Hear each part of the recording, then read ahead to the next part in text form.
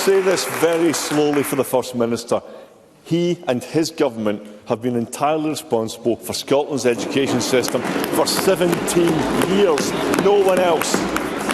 And he talks about an action plan, but there was also a summit last year and it didn't achieve anything. If a nation's success was measured in talking shops, then Scotland would truly be world-leading. And instead of letting violence continue, the SNP must empower teachers to take a tougher approach where necessary.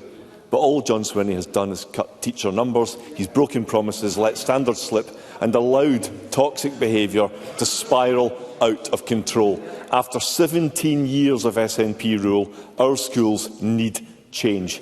John Swinney's way is not working for pupils, it's not working for teachers and it's not working for parents. Isn't it plain common sense what our schools need? More discipline and Mr. more Findlay. teachers. First Minister.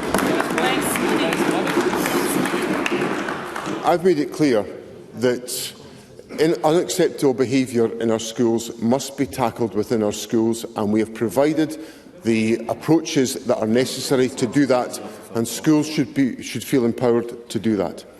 But how we will not be able to increase teacher numbers if we follow Mr Findlay's plans.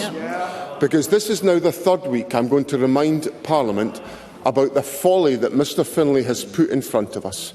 He argues for a tax cut of £1 billion in public expenditure, which will reduce public spending by £1 billion, and the savings he has identified total £54 million.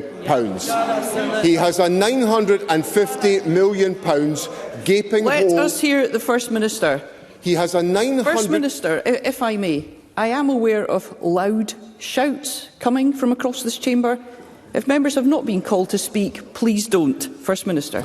There's a £950 million gaping hole of public spending cuts in Mr Findlay's plans, and when I watched him being interviewed on television on Sunday, he could not provide one specific answer to any of the issues about where the cuts would come. It was an embarrassing interview, which the Conservative Party should be embarrassed. Now, Presiding Officer, there are school pupils watching this exchange in the gallery today. And I would say quite simply this: if the behaviour of the Conservative Party in this chamber was prevalent in the schools of our country, that behaviour needs to be confronted, and the Conservatives are a disgrace in this Parliament.